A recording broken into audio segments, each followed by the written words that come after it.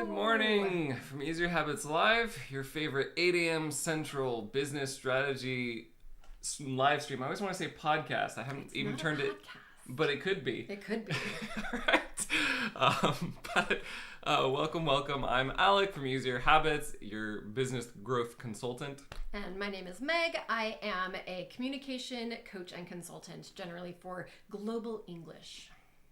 All right, so let's dive into the communication tip of the day. Okay, so I've been talking about prosody and nonverbal cues, but I'm going to take a step away from that for a second for today, just because of something that happened yesterday, which was I was getting confused and blocked.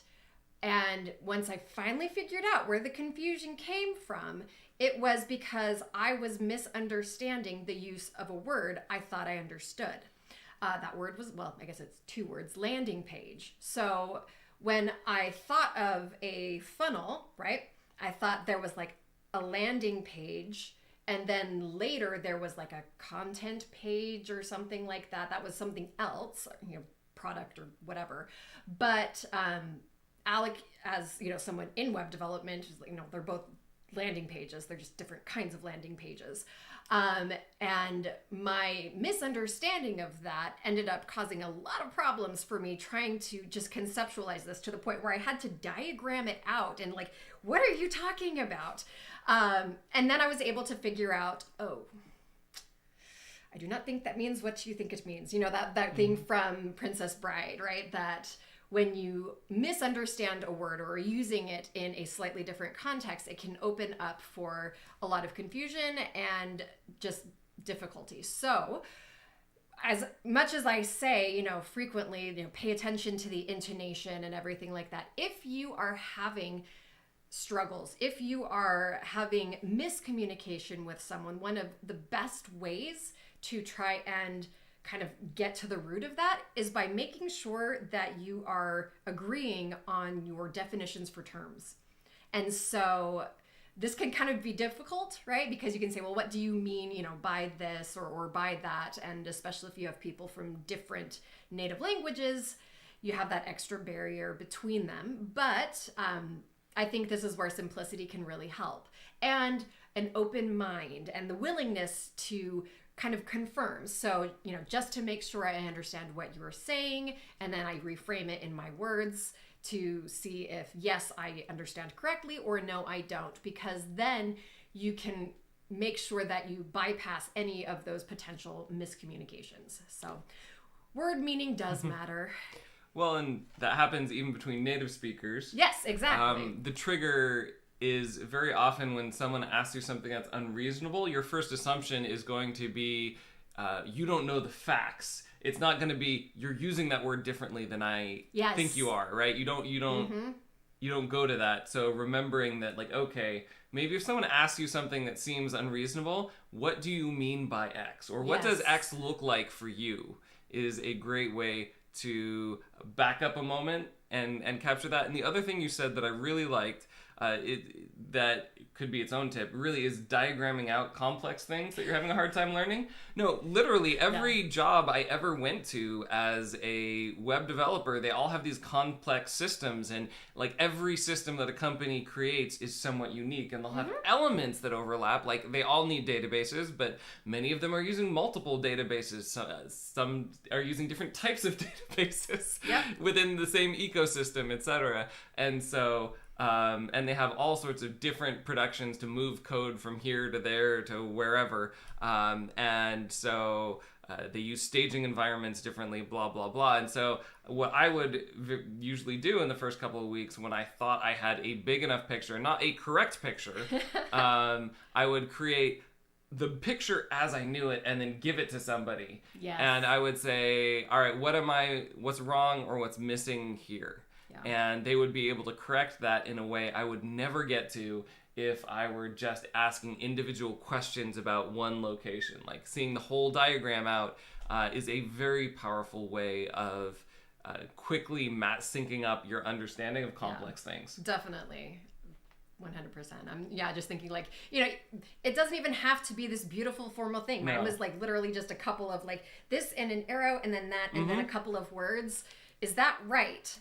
Because for me, people talk about being visual, auditory, or kinesthetic, and everyone has each of those to some degree. I happen to be a very visual, spatial person. And so being able to kind of show someone what I am experiencing, which is an image, right, can be way more effective for me than trying to use words to describe it. Yeah, like words, boxes, and arrows is all you need for this. And that will, when you're talking about something complex and trying to get on the same page as someone, is super powerful. Yep. So if you want to go the extra mile, you can color code things that are of a similar group. These can get very complex. I mean, there's entire programs made to do this kind of thing. Yeah, well, I mean, there's specifically like a shape process language or whatever you use to diagram technical systems or whatever. I didn't use that. I think color coding is about as far as I would get. Yeah. Maybe sometimes dashed lines versus solid lines. But like it was very ad hoc, and people, if they knew the system, would understand surprisingly quickly what you're referring to, and kind of fill in the blanks and associate, like make those associations surprisingly quickly. So that is also another powerful communication tip: diagrams. So maybe I could figure out a way to leverage those in my business. I could have a diagram lead magnet. Ooh, fancy. Right. So this is going to be an update. I have changed in my funnel. I have the Facebook ad that is, getting not huge amounts of traffic. I'm just testing small amounts out, but it's getting traffic to a landing page, about 100 at this point. And none of them have clicked through to signed up for my email list so they can get access to the video that I was teasing in the ad. And so I did tweak the landing page. I tweaked the header, I tweaked the subheader, I tweaked the call to action button to copy the call to action used by somebody else in a form that I know is successful. And so I could keep tweaking this, but this is where a little bit of familiarity helps with the marketing. This is a new concept for me. This is a new type of funnel for me. So there's a lot I'm learning and I don't expect to work out. But the other thing I do know solidly from looking at other people's examples of these types of funnels is there's absolutely funnels that do work with headline, subheader, email form, and button. And so, and I have a few bullet points to sell it, maybe extra based on another landing page that I know works. So basically, I could obsess over like trying to make this page the page that works because it stops, but this is where my understanding of marketing helps me understand there's a couple other things that could be going wrong with this, right? This could just be an offer that no one cares enough about to actually bother to sign up to my email list. Sad. It could. People care enough to like click on it if they think they're going to get an article, but not enough to like actually join an email list. That to me seems unlikely, partially because of my user avatar. And this is one of the things I did when I experienced a block, is going back to basics and then redefining my user avatar, realizing like there's a couple different ones that I could separate out, and I do need to talk to them differently about different pain points. But someone who is either very intimidated by the process of having to like sell their own products and do everything as an entrepreneur but still wants to start their own company is going to be highly motivated to look into getting a business partner. What are the potential risks or not, at least enough to sign up for an email and then unsubscribe later, right? Someone who is in a business and who is stuck and realizes they don't have the necessary business skills, who's considering giving away half their company to get someone with those business skills in their company, or like pay a high price consultant, etc., again, can at least sign up for an email. So it seems unreasonable that teaser would not be, would not be worth getting emails for like one person in 100. So then the question is, am I getting the right people? Yeah. And that's where this is something I have advertised on Facebook before, but I had not advertised to business people on Facebook. And some of the dials they use to try and target business people include, do they have a new business page up in the last, I just said 24 months, but you can do 6, 12, 24.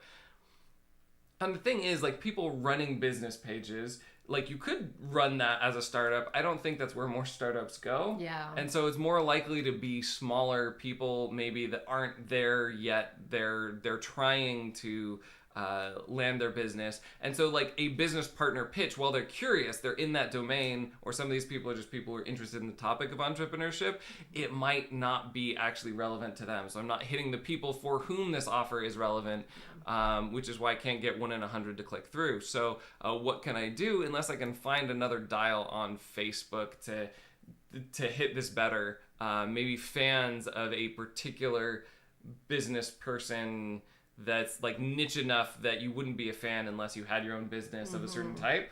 Like that would be one way to go. And I can kind of research someone who has fans who are business owners that are not like boutique, just a Facebook page is my business type of business owners, right? And normally when I work with people, I do work with people who have companies or part of companies that have, 10, 20, 30 employees. Potentially. So someone who's running their own Facebook page is usually not my typical client. So what can I do? I can go to LinkedIn, where obviously that is professionals, and I can target people who, put fancier sounding titles in their CEO or founder or something like that. I've done this before where I've tried to look for founder and not co-founder, right? And so maybe some of these people are thinking about either they're thinking about potentially like, do I need a co-founder if they're stuck, or they might even be curious enough to sign up for emails if they're a solo founder and they're like, I'm kind of curious why I would be doing better than someone with a co-founder, because that will at least give me insight into my strengths or potential weaknesses as a founder, right? So there's ways that might be germane to a LinkedIn audience. And then there's the ultimate relevance that I intended to go to, which is find content on YouTube where you can place an ad on a specific video, find content on YouTube about how to find a partner, or the pros and benefits of finding a business partner or a co-founder. Because if they're searching for how to do it, chances are they are actively interested in it, and this content would be really relevant to them. So am I sad I got up this quick and dirty funnel using what I know? No, not really, because there are two unknowns in this project, right? The overall value proposition as well as setting up this funnel style. And I've learned a lot about my audience, right? I've learned I need to maybe even specifically discount the kind of business targeting that are on, Facebook owners. And it's reaffirmed, like, I'm looking for a certain size of company, young, small, it could be solopreneur, but probably has more people, which is something that I can't look for on Facebook, etc. And so I've learned about that, and you really don't know where your weak spots are before you try them. So I probably have to improve my video sales letter, but it doesn't actually matter because no one got to it, right? Yeah. So if I had spent weeks perfecting the video sales letter... Oh my goodness, how sad. Right? Exactly. And that's the point, is like, the whole point of this is something where I researched it, I threw it together in mostly a week. I practiced, I researched it and practiced the points over Thanksgiving break, but admittedly I wasn't getting a ton of work done since the kids were there full time. Yeah. And then I threw this up the next week, and I've just been monitoring it, this week. So, getting to that point of action so I could find out more about how my audience does or does not behave, who to target, where the weak spots are. At least I found out, for instance, that the teaser that I'm using in terms of this paradox between you'd think founders are more successful, but actually most startups fail due to founder friction. That teaser is interesting. Yeah. And, maybe at the end of this, if it doesn't work for anything else, I can always take that and then make an article or a video about that and boost that on Facebook, because there's people interested in it and engaging with it. And then that might get more people onto my Facebook page who are growing businesses, and maybe down the road they'll be ready for my services, right? And so there's always bits and pieces. You can take what works and just kind of put it on the back burner and say, I know this works, this part doesn't. It's a complicated process because you need several parts to line up, right? I need the ad and the landing page header and the VSL to all line up. as well as like the sales call, etc. I'm not assuming that when I set up a new business, a new process, or a new value proposition, that it's going to work immediately. Yeah. Well, and that's one of the benefits of rapid iteration, because when there are so many different points of failure, right? If you spend so much time trying to perfect all of them at the same time, you waste a lot of time when what you think might be the point of failure isn't actually the point of failure that happens, right? And so the idea, I mean, you talk a lot about MVP, you know, making sure that you have like something there, and then fail fast and adjust quickly. Right. So, and this is why process beats strategy, like having something up to learn from, so I know the things I need to pay attention to and the things I don't are key. And maybe this whole thing fails, right? Maybe the ultimate value proposition isn't enough to get me a single client that you know, the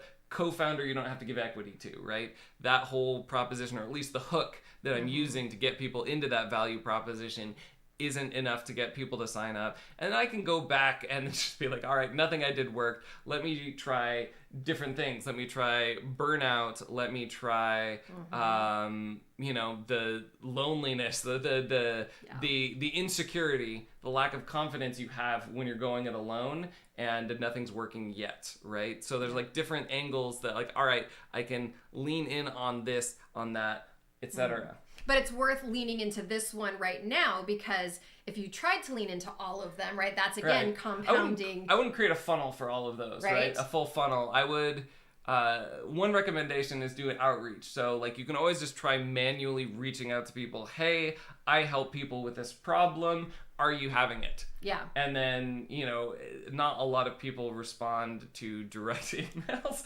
on LinkedIn, but there are ways to do that. Or like run an ad to a piece of content, right? Rather than building out the full funnel. So like, again, if try and reduce the amount of things you're testing, right? If you have to go back to the very basics, don't test an entire funnel, go test and add in a piece of content probably is the best way, the easiest, most automated way to do that. And if there's a lot of people who come to your page who sign up after seeing a particular piece of content, then bam, that is your niche. Then, you know, try the funnel again there. Part of the reason I jumped to a funnel is because I wanted to go through that process with you. Yes. Well, and you already have more of a niche. Yeah. But also, I mean, you're going to have to start somewhere. And so one of the places I get stuck a lot is just that decision making of which one do I start with? Well, let's, you know, weigh the pros and cons of starting with this one, or starting with this one, or starting with this one. Meanwhile, you're already making your funnel and trying one of them to see if it actually works. And probably that would end up being, in some ways, who knows, but maybe faster, you know, overall, or at least it keeps you in forward momentum so that if it doesn't work, you can pivot more easily. So I've, you know, been researching this idea of inertia and like behavioral inertia recently. And it's the idea that, you know, when we're in a holding pattern, it's really difficult to get going. But if you're already moving, then it's easy to pivot, right? And so, you know, who knows overall if, you know, which one would have ultimately have been the fastest, best, you know, whatever way, but that's not the point, because we can't know that beforehand anyways. And so you might as well be working on something that could work, knowing that if you do fail, you'll fail quickly and be able to pivot, rather than getting stuck for so long in, you know, one space. Right. And I mean, there's all sorts of small things you learn that are difficult to articulate as well, actually doing something versus research. So an example of that is early on when I saw my landing page wasn't making money. I wasn't, you know, getting people through, getting conversions. Then, you know, I called the different options, right? Like it could be the landing page, but it really could be that I'm not sending the right people to it, or it's the wrong message. Yeah. And making that call shot, that prediction, updating the landing page just to check for sure, but having known that was another option, I'm practicing my judgment. So like the next time I see it run into a similar situation, I will have more confidence in predicting, like, here's the factors we need to think of. And eventually, you know, as I get comfortable with the VSL, from the get-go, I might think, like, here are the places my funnels tend to fail, so I'm going to set this up with 3 of the same different, you know, I'm going to set them up with 3 different pitches to the same landing page, and and I'm going to test the offer, or I'm going to test it from 3 different sources, or the things, whatever I observe from that. So there's a certain amount of judgment. Like I said, the 2 things that you want to get out of acting are judgment and skill. Yeah. So like the skill would be the copy editing, and I'm writing a good headline, and kind of like I said before, you could tweak that forever, but what I also want is the judgment, like when to do what. Yes. And that's something you don't get that from somebody else's formula or a blog. You get that from experience, like recognizing a complex, situation and being able to boil that down to its most important parts. Yeah. That is judgment. And that is something that just takes practice like skill. So those are the 2 things you want to get out of it. And there's no amount of research that's really going to give you that judgment and skill. And I could give an entire lecture on how that applies to language, but I won't because we're already 20 minutes in and we're not sure how long our battery is going to last today. So I'll give a quick update on the stuff that I did. So as I mentioned earlier, some of the issues that I was running into in creating my own funnel came down to terminology and just misunderstanding the different terms. And part of it also came from not really understanding the ways that all of these things interacted. So you have a website, you have different pages within your website, you have like widgets or plugins or whatever and then you have forms and you have things that can call to something else. There's all these different like interconnected pieces to it that I didn't really understand how they connected, nor did I understand that there was more than one way to put them together. Mm-hmm. And I think that was where a lot of my confusion was coming from. And so Alec and I sat down and he, started walking me through it. And it was interesting because it wasn't even so much anything that you said in particular, but just sitting down with you and walking you through what I had done. Mm-hmm. All of a sudden, like, I was starting to see things that I hadn't realized before that I hadn't tried, or, that I realized questions that I didn't realize that I had, even when I'd been going through on my own. And so that process was incredibly helpful. And I was able to figure out like, oh, okay, so this is the thing I need to look up. And if you don't already have like some, automatic thing that you've created for this or whatever, you can do really easy as a web developer. Yeah. I'm going to go to this tutorial and that's got exactly what I need. So we're going to do that. And that was a really nice discovery, right? To one, reconfirm that I wasn't just like completely inept in struggling with this. But two, to have that process of struggling, and like you saw how anxiety inducing that was for me. Like I was just like, I hate this so much. Like, oh, it's so uncomfortable for me to deal with facing those types of things. But once I made it through, right, and I was able to make it through because you were there, it became so much more clear, and that burden of like discomfort was lifted. I mean, I still have to do the work, but I feel more capable of doing that work today now. Well, and it is focused your learning, right? Yes. You know what to focus on. And one of the benefits of being an engineer for 10 years is not just like the technical aspect of it, but it's the method of learning by doing. Yeah. Like engineers are used to the fact that they're entering a system and there's like millions of lines of code. They can't understand all of it.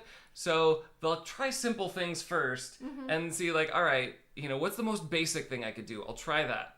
All right, what's next? And that kind of building it, piece by piece. Now there's like a part where it helps later on to be an architect and like plan out and draw out everything when you understand more of the system and you have more of the abstract skills.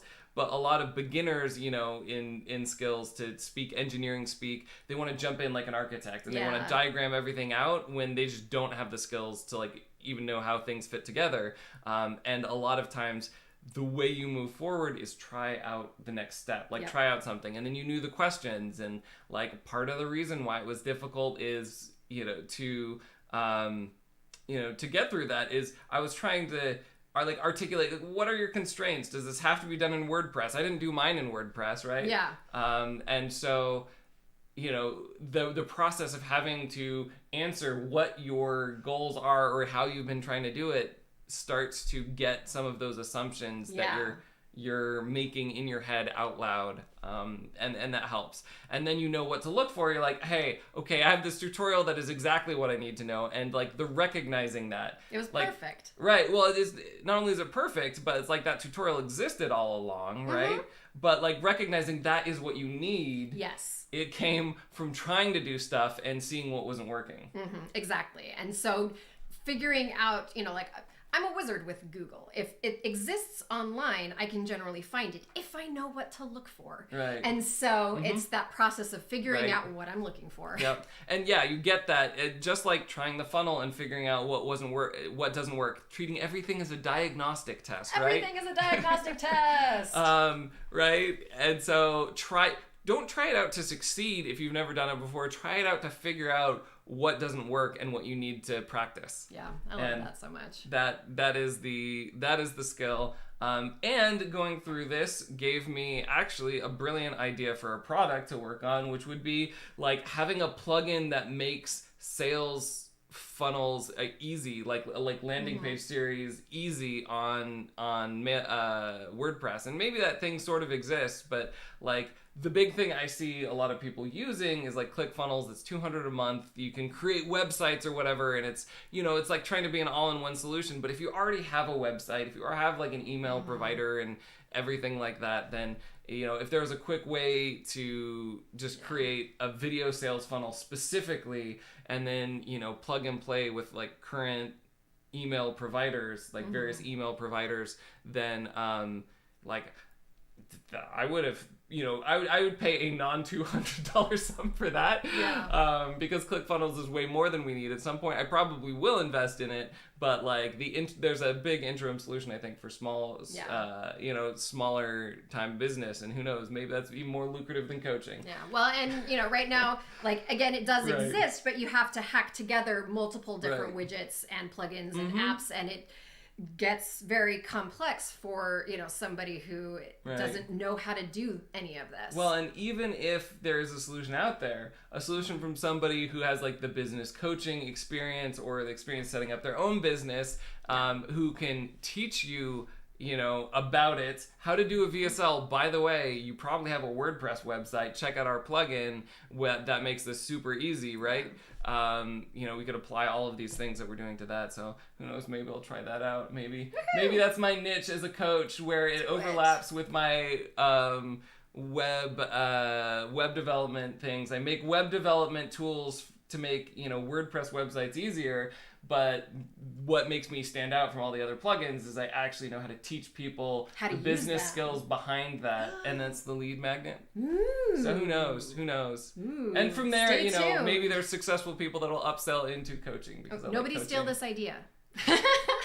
Well, and that's something I'm not very precious about. Like some entrepreneurs are very precious about their ideas. Process beats strategy, right? True that. And so the idea is like, if they beat me at it, it's probably because they did the process better, and I could stand out my game, right? Yeah. So, but it's not the idea. It's not because they stole my idea. Yes, true. So, all right. Well, thank you for joining us in this video. You can join us live every day at 8 a.m. Central. So, subscribe to get notifications. And we'd love to see you. We'd love to see comments in the chat while we're live. That would be super exciting. We're trying to build a community of supportive entrepreneurs who can go through these struggles about, marketing, setting up funnels, etc. together and support each other and have the real no BS look at this as it's unfolding, not, some multimillionaire telling you after the fact, their formula for success. Yep. All right. Well, until tomorrow, make big changes, one small habit at a time.